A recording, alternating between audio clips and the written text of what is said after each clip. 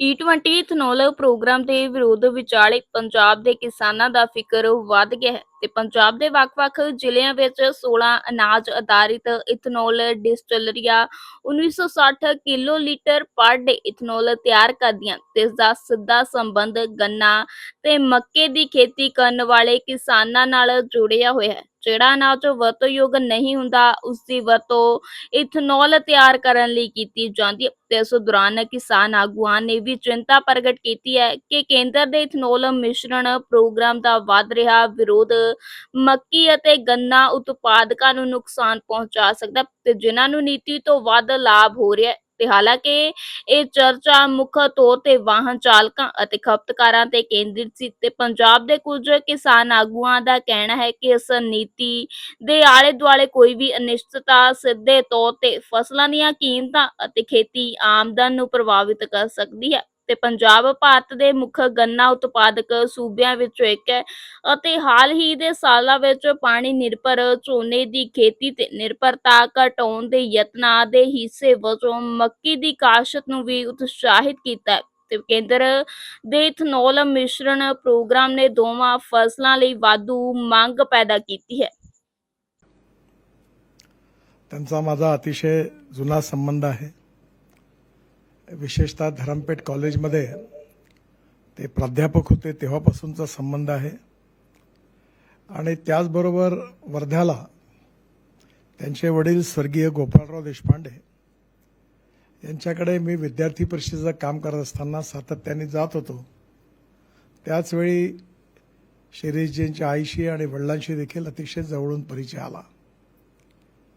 शिरीषजींनी मराठीचे प्राध्यापक असताना त्यांनी प्राध्यापक म्हणून जे केलेलं काम आहे त्यातले अनेक विद्यार्थी आज त्याची सातत्याने आठवण करतात। मराठीतला उत्कृष्ट साहित्यिक, कवी आणि त्याचबरोबर विशेषतः विद्यार्थ्यांमध्ये लोकप्रिय शिक्षक अशी त्यांची ख्याती होती। त्यानंतर त्यांनी अनेक ठिकाणी कवी, लेखक, समीक्षक, शिक्षण तज्ञ आणि सामाजिक आणि राजकीय कार्यकर्ते म्हणून अनेक ठिकाणी काम केलेलं आहे।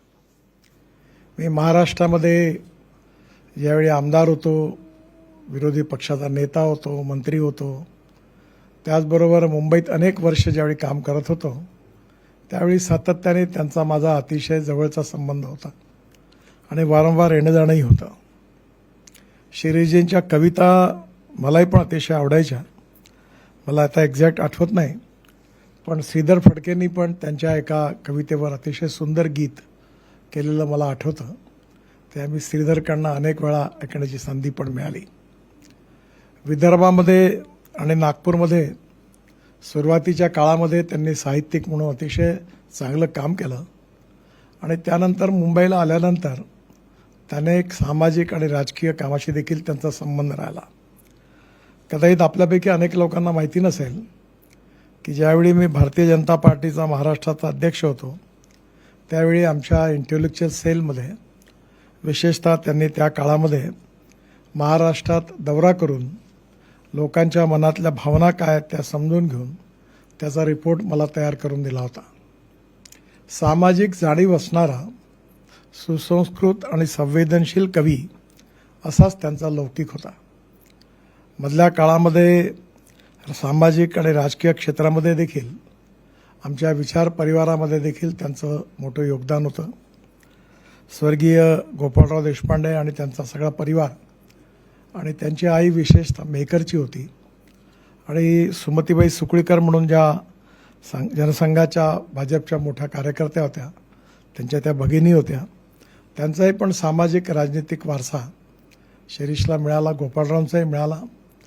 त्यांचं घर संघाच्या दृष्टीने अतिशय क्रियाशील घर होतं आणि या सगळ्या कार्यामध्ये त्यांचं मोठं योगदान होतं। गोपाळराव वर्धा जिल्ह्यामधले प्रसिद्ध वकील पण होते। त्यांना मोठी सामाजिक मान्यता आणि प्रतिष्ठाही होती, पण त्याही काळात त्या जिल्ह्यामध्ये त्यांनी संघाच्या विचाराकरता आणि कार्याकरता संपूर्ण परिवाराने भरपूर त्याग केला। शिरीषजींच्या बालपणापासूनच त्यांच्यावर संघाचे पण संस्कार होते आणि या सगळ्या संस्कारातून त्यांचं व्यक्तिमत्व घडलं, परंतु त्यांच्यातली कविता, लेखक म्हणून असणारं त्यांची गुणवत्ता याचा परिचय प्राध्यापक झाल्यानंतर नागपूरच्या लोकांना, विदर्भातल्या लोकांना मोठ्या प्रमाणात झाला. विदर्भ साहित्य संघामध्ये देखील अतिशय क्रियाशील ते होते. संपूर्ण महाराष्ट्रामध्ये साहित्यिक क्षेत्रामध्ये एक कवी म्हणून, एक साहित्यिक म्हणून, एक लेखक म्हणून आणि कधीकधी एक समीक्षक आणि पत्रकार म्हणून देखील त्यांनी उत्तम लेखन केलेलं आहे. आणि म्हणून या सगळ्यापेक्षा त्यांचा माझा अतिशय जिव्हाळ्याचा आणि जवळचा संबंध राहिला आहे. मधल्या काळामध्ये माझं मुंबईला येणं होत नाही, कारण आता नागपूरहून डायरेक्ट दिल्ली आणि दिल्लीहून नागपूर असाच प्रवास जास्त होतो, त्यामुळे त्यांची भेट होऊ शकली नाही. मधल्या काळात मला माझ्या मित्रांकडनं कळलं की थोडंसं प्रकृतीबद्दल त्यांना थोडा त्रास व्हायला लागला, पण त्याही याच्यात त्यांचा साहित्यिक आणि कवी स्वभाव त्यांनी काही सोडला नाही.